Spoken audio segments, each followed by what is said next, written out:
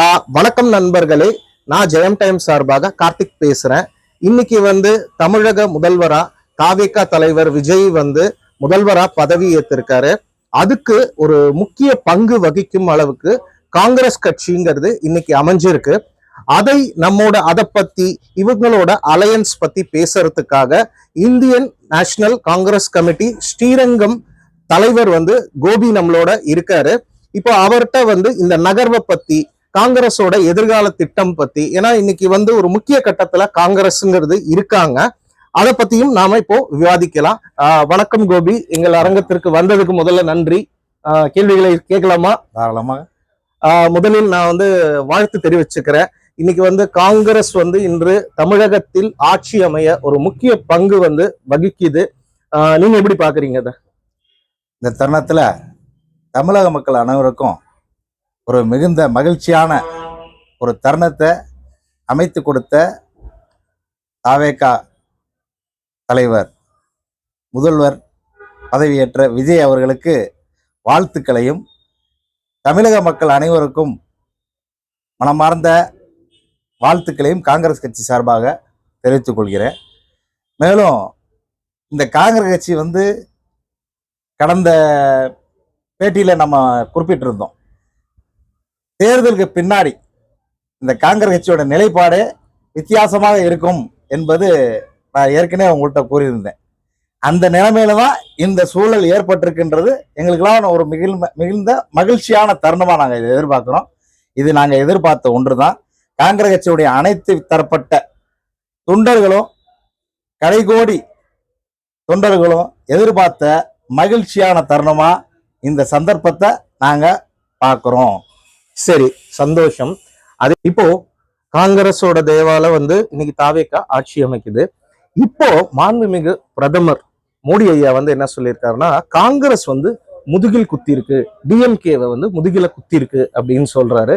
இதை எப்படி பாக்குறீங்க? ஏன்னா அவர் இத்தனை நாள் இதை பத்தியே பேசாத ஒரு ஆள், இன்று காங்கிரஸ் முதுகுல குத்துறது அப்படிங்கிற வார்த்தை ரொம்ப ஒரு பயங்கரமான வார்த்தை. எப்படி பாக்குறீங்க? ஆக்சுவலா இப்ப முதல்ல காங்கிரஸ் கட்சி ஆதரவு தெரிவித்த பின்பு விடுதலை சிறுத்தை கட்சிகள், கம்யூனிஸ்ட் கட்சிகள், 2 கம்யூனிஸ்ட் கட்சிகளும் இந்திய யூனியன் முஸ்லீம் லீக்கும் இணைஞ்சுதான் இந்த ஆட்சிக்கு ஆதரவு கொடுத்திருக்கிறாங்க. அது ஆட்சி அதிகாரத்துல பங்கு காங்கிரஸ் கட்சியோட நிலைப்பாடு. அதுல காங்கிரஸ் கட்சி அதிகார பகிர்வு வேணும் அப்படின்னு தேர்தலுக்கு முன்னாடியும், இந்த கூட்டணிக்கு நம்ம அமைக்கிறதுக்கு முன்னாடியும், திமுகவோட இருக்கும்போது கூட இந்த ஆட்சி அதிகாரத்தில் பங்கு என்ற கோரிக்கை காங்கிரஸ் கட்சியுடைய அனைத்து தரப்பட்ட மக்கள்கிட்ட இருந்தது. தலைவர்களும் அதை முன்னிறுத்தி தான் நம்ம கொண்டு போனாங்க. அப்படி இருக்கும் பட்சத்துல கூட்டணி இதற்கு முன்னாடி pre poll alliance, post poll alliance இருக்குல்ல, அதுல தேர்தலுக்கு முன்னாடி இருக்கக்கூடிய கூட்டணி தான் பின்னாடி இருக்குன்றது கட்டாயம் கிடையாது. நாங்கள் ஏற்கனவே கூறியது போல எங்களுடைய கட்சியினுடைய தொண்டர்களுடைய முழு மன வெளிப்பாடு இன்னைக்கு நிறைவேற்றி சாத்தியமாயிருக்கு. மோடி சொல்கிறார் என்று சொன்னால் மோடியினுடைய பயத்தை இது காட்டுகிறது. இதற்கு முன்னதாக அவர் விஜயை எள்ளி நகையாடினார். அவருக்கு விஜய்க்கு 4 முறை ஆளுநர் மாளிகைக்கு சென்றும் கூட அந்த ஆட்சியை பகிர்ந்து கொள்ள, ஆட்சியை ஏற்கக்கூடிய அந்த சூழல் இருந்தும் கூட அதை தடுத்தது மத்திய பாஜக அரசினுடைய செயல்பாடாக இருந்துச்சு. அதையும் மீறி இன்னைக்கு காங்கிரஸ் கட்சி முதல்ல ஆதரவு தெரிவித்ததுக்கு காரணம், விஜய் அவர்கள் முன்பே காங்கிரஸ் கட்சியில இணையறதுக்கு ஒரு மிகப்பெரிய சாத்தியக்கூறுகள் இருந்துச்சு. அப்போது இளைஞர் காங்கிரஸ்ல எங்களுக்கு ஒரு வரமுறைகள் வச்சிருந்தோம். கிட்டத்தட்ட ஒரு 35 வயது இருக்கிறவங்க மட்டும்தான், 35 வயது இருக்கிறவங்க உள்ள இருக்க மட்டும் அவங்க தான் இந்த இளைஞர் காங்கிரஸ் தலைவர் பதவியில இருக்க முடியுன்ற ஒரு சூழல் இருந்தது. அதற்கு அப்புறம் காங்கிரஸ் கட்சியுடைய உந்துதலின் பேரையில் தலைவர் ராகுல் காந்தி அவர்கள் காங்கிரஸ்ல இணைவதை விட நீங்க தனியா ஒரு கட்சியை ஆரம்பிக்கலாமான ஒரு சிந்தனையில இருக்கும்போது கூட, அப்படி இருக்கும்போது கூட அவருக்கு உறுதுணையா இருந்தார். கரூர் சம்பவமா இருக்கட்டும், இல்ல இன்னைக்கு பதவியேற்கிறதுக்கு முன்னாடி அவருக்கு ஆதரவு தெரிவிச்சா இருக்கட்டும், நேரடியாவே தொலைபேசியின் மூலமாக அவருக்கு ஆதரவு கொடுத்தாரு. அதே மாதிரி பாதுகாப்புமே, அந்த கரூர் சம்பவத்துக்கும் கூட பாதுகாப்பும் கொடுத்தார். இதெல்லாம் எங்களுக்கு முன்கூட்டியே ஓரளவு நாங்க அலசி ஆராய்ஞ்சு, காங்கிரஸ் கட்சின்றது முதல் தனி கட்சி. ஏன் நாங்க கூட்டணியில பின்னாடி குத்துறதுக்கு வேலை கிடையாது. ஏன் இதற்கு முன்னாடி திராவிட முன்னேற்ற கழகம் வேற எதுலயும் கூட்டணி வைக்கலையா? அனைத்து இந்திய அண்ணா திராவிட முன்னேற்றம் வேற யாரும் கூட்டணி வைக்கலையா? கடந்த 2 ஆண்டுகளுக்கு முன்பாக பாரதிய ஜனதா கிட்ட இருந்து வெளியில வந்து மறுபடியும் ஒட்டுமில்லை உறவுள்ளம்னு சொன்ன இந்த அதிமுக இன்னைக்கு இதே இடத்துல கூட்டணி வச்சிருக்காங்களே, அதுக்கு என்ன நிர்பந்தம்? நாங்க வந்து இன்னைக்கு தாவேக்காவை ஆதரிக்கிறோம் அப்படின்னா எங்களுடைய அரசியல் நிகழ்வுகள் அடுத்தடுத்த கட்டத்தை நோக்கி இருக்கும். இந்த அரசியல் அவர் எதுக்குன்னு கேட்டா, நான் போன பேட்டியில நான் மறுபடியும் நான் வலியுறுத்துறதுக்கு காரணம் என்னன்னு கேட்டீங்கன்னா, போன பேட்டியில தேர்தலுக்கு பின்னாடி காங்கிரஸுடைய நிலைப்பாடு மாறும் தான் சொல்லியிருந்தோம். அதே போல நாங்க அந்த போன பேட்டியில நாங்க கொடுக்கும் போது சொன்னோம், போதை கலாச்சாரத்தை ஒழிப்பதற்காக எங்களுடைய கட்சி இளைஞர்களை எப்படி வழிநடத்த போகுது அப்படின்றத ஒரு சூழ்நிலையை நாங்க வலியுறுத்திக்கிட்டே இருந்தோம். அதற்கு கையெழுத்தையும் அதுக்கு உண்டான அந்த ஆவணங்களையும் முதலமைச்சர் இன்னைக்கு 3 கோப்புகள் கையெழுத்து போடும் போது கூட அந்த 3வது கோப்புகள்ல போதை கலாச்சாரத்தை ஒழிக்கக்கூடிய அந்த அமைப்புகளை அந்த மாவட்ட அளவில் அந்த போதைப் பொருள் தடுப்பு மையத்தை அமைக்கணும் அப்படின்னு சொல்லி அதுக்கு ஒரு ஆணையிட்டு இருக்கிறார். ஸோ இதெல்லாம் நீங்க பார்க்கும்போது நாங்க பின்னாடி குத்துனதான் தெரியுதே ஒழிஞ்சு, பின்னாடி குத்தணும் முன்னாடி குத்தணும் எவ்வளவோ காலமாக கூட்டணிகள் மாறி மாறி தான் இருந்திருக்குது. இது வந்து நாங்க எடுக்கக்கூடிய நிலைப்பாடு தேர்தலுக்கான நிலைப்பாடு தான். தேர்தலுக்கு அப்புறம் நாங்க கூட்டணி மந்திரி சபையில இணைஞ்சிருக்கோம் அப்படின்னு கேட்டா, மக்களுக்கு நல்லது செய்யறதுக்கு மக்கள் ஓட்டு போட்டிருக்கிறாங்க தாவேக்காவுக்கு. தாவேக்காவோட இணையறையில என்ன தப்பு? அவங்க வந்து ஆட்சி வெறும் 228 நாட்கள் தான் அது தமிழகத்துல வந்து தாவேக்கா ஆரம்பிச்சு 228 நாட்கள்ல 1977க்கு அப்புறம் ஒரு திடீர்னு ஒரு திருப்பத்தை ஏற்படுத்தக்கூடிய அவ்வளவு பெரிய வாய்ப்பை மக்கள் கொடுத்துருக்காங்கன்னா அதை ஏற்றுக்கொள்ளணும். அதை காங்கிரஸ் கட்சி ஏற்றுக்கொள்ளும் மனப்பான்மை இருக்கும். மாநில அரசாங்கத்தினுடைய செயல்பாடுகளை சரியா உற்று நோக்கி மத்திய அரசாங்கம் மக்கள் பயணிகளே செய்யணும் அப்படின்றது இருக்கு. மன்னிக்கணும், இது வந்து ஆக்கமா ஆதாயமா? இது ஆக்கம் அல்ல. அதாவது இது நல்ல எண்ணத்துல ஒரு சமயம் நம்ம பார்த்தாலும் திருப்பி ஒரு தேர்தலை சந்திக்கும் போது பண விரயங்கள் எக்கச்சக்கமா இருக்கும். ஆனா இது வந்து ஒரு காங்கிரஸ் வந்து ஏன் ஆதாயம் தேடி போயிருக்க கூடாது? இத்தனை நாள் நீங்க திமுக என்ன ஆதாயம் இருக்குன்னு நினைக்கிறீங்க? நீங்க மத சக்திகள் உள்ள வரக்கூடாதுன்னு சொல்லி தானே அனைத்து கட்சியிலும் ஒன்று இருக்கு. திமுக இருக்கக்கூடிய மற்ற 4 கட்சிகள் ஏன் வந்தாங்க? மதவாத சக்திகளை தமிழ்நாட்டுல கால ஊன்றக்கூடாது அந்த ஒரே ஒரு சிந்தனை தான் தமிழகத்தில் இருக்கக்கூடிய அனைத்து தரப்பட்ட மக்களுக்கும் கூட்டணி கட்சிகளுக்கும் இருக்கு. இப்ப நாங்க வந்து இதுல ஆதாயம் என்னத்தை தர போறோம்? காங்கிரஸ்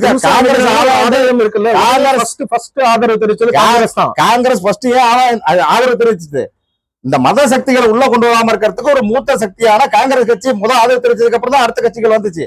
ஒரு நல்ல ஆட்சி அமையறதுக்கு ஒரு வித்திட்ட கட்சியை வந்து இன்னைக்கு விமர்சனம் செய்யறது தவறு. இது எப்படிங்க பார்க்கலாம்? இப்ப தேர்தலுக்கு முன்னாடி நீங்க வந்து திமுகவோட கூட்டணி வச்சிருந்தீங்க. ஆனா அந்த கூட்டணியிலேயே உங்களுக்கு திருப்தி இல்லைன்னு சில ஊடகங்கள் இது பண்ணாங்க. உண்மை என்னங்கிறது இந்த காங்கிரஸ் பேச்சுவார்த்தை நடத்தியவர்களுக்கு தான் தெரியும். ஆனா இந்த கூட்டணிக்கு வந்து திமுகவோட தேர்தலுக்கு முன் நீங்க இணையறதுல வந்து அவ்வளவு தூரம் உங்களுக்கு திருப்திகரமா இல்லைங்கிறது ஊடக நிதர்சனமான உண்மை. என்னன்னு கேட்டீங்கன்னா, ஒரு கட்ட தலைவர்களுக்கு வந்து ஒரு கூட்டணி திராவிட முன்னேற்ற கழகம் வலிமையா இருக்கு, இவங்க இன்னும் நிரூபிக்கல, தன்னோட சக்தியை நிரூபிக்கல தாவேக்கா, அவங்க கூட போறதுக்கு ஒரு சில கட்சியினுடைய தலைவர்கள் வந்து சிந்திச்சாங்க.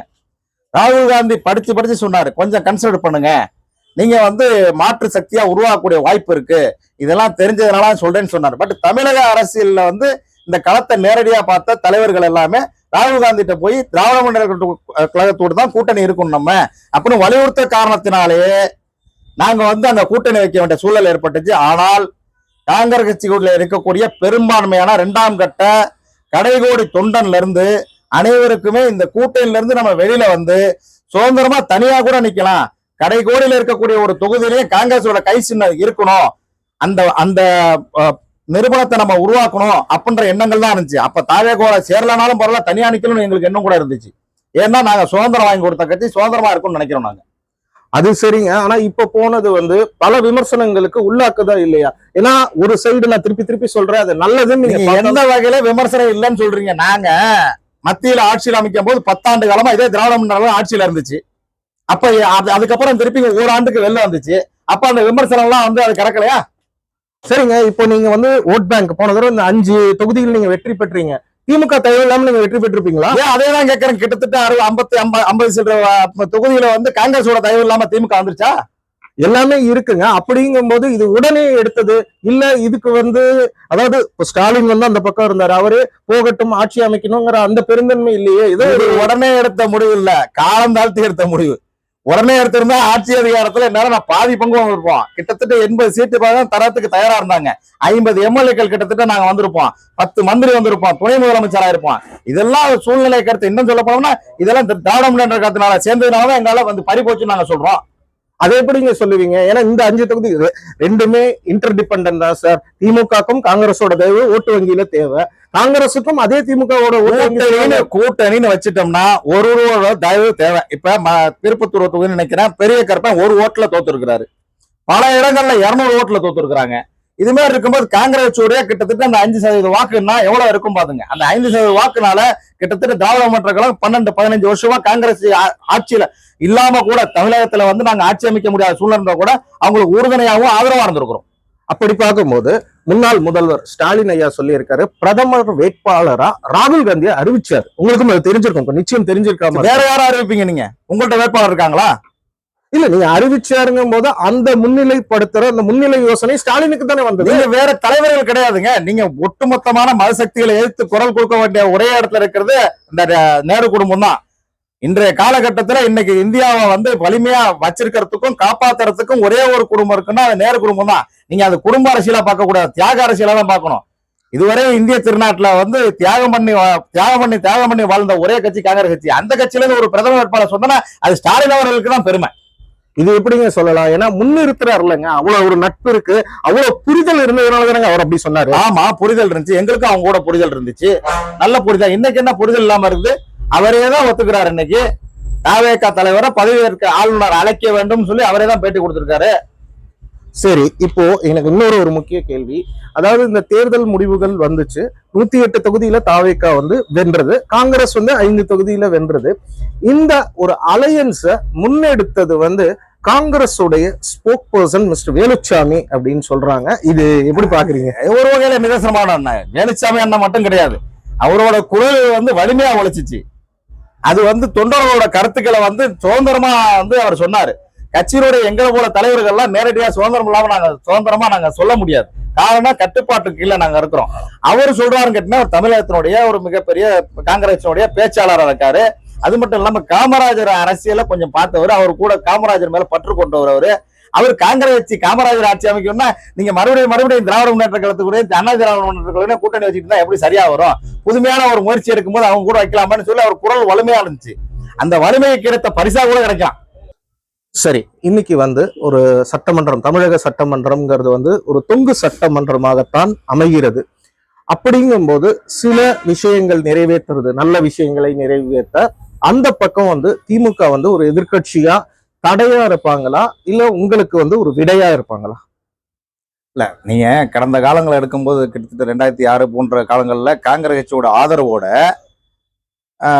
திராவிட முன்னேற்ற கழகம் ஆட்சி அமைச்சிச்சு. அப்ப கூட எந்த நலத்திட்டங்களும் குறைக்கிறதுக்கு நாங்க கூட்டணிக்கு சம்பந்திச்சவள தொங்கு சபையில இருந்தாலும் இல்ல வெளியில இருந்து ஆதரவு தெரிவிச்சாலும் இல்ல உள்ள இருந்தாலும் எந்த தொந்தரவும் கொடுக்கல. மக்களோட நல்ல செயல்பாடுகள் அதை நோக்கி தான் காங்கிரஸோட பயணம் இருந்துச்சு ஒழிஞ்சு எந்த தொந்தரவும் கொடுக்கணும்னு எண்ணம் இல்லை.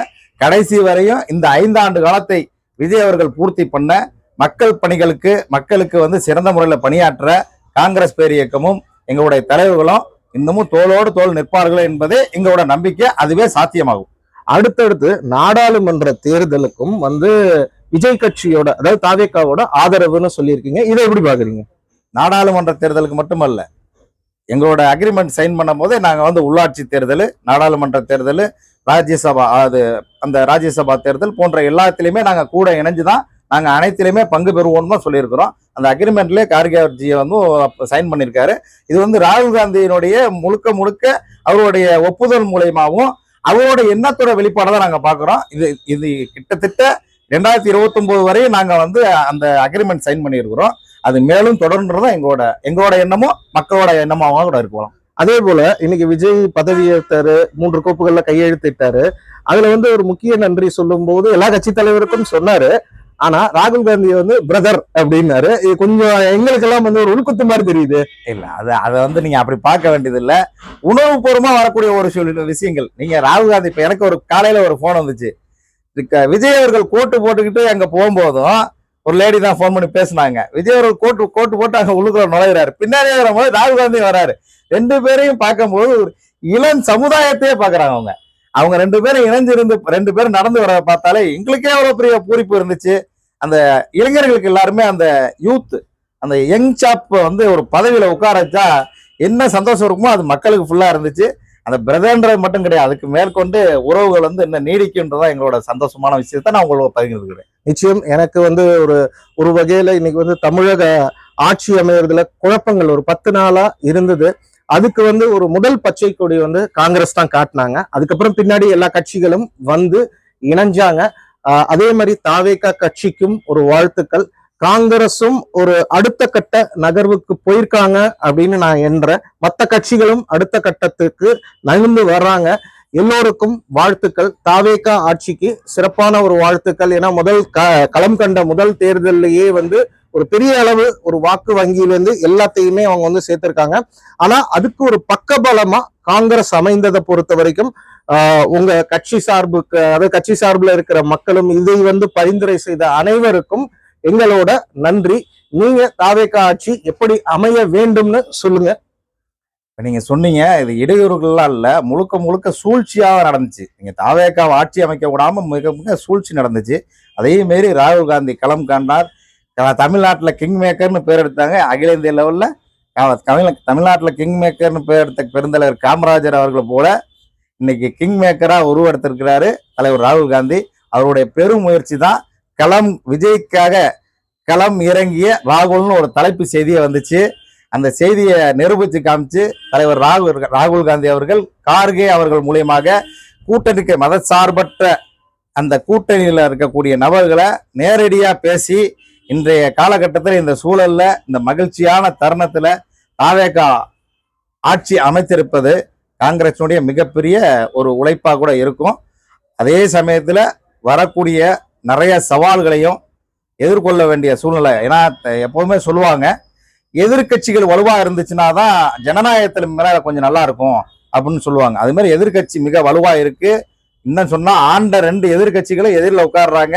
இதுல லாஸ்டா ஆண்டு முடிச்ச திராவிட முன்னேற்ற எதிர்கட்சியா உட்கார்ந்துருக்கு. அவங்களுக்கு நடைமுறைகள் எல்லாமே தெரியும். இந்த சவால்களை வென்று விஜய் அவர்கள் மக்களுக்கு நன்றாக பணியாற்றி நல்ல பேர் எடுத்து மீண்டும் அடுத்த முறை முதலமைச்சர் பதவியாக தனிப்பெரும்பான்மையோட வருவதற்கு வாழ்த்துக்களை தெரிவிச்சு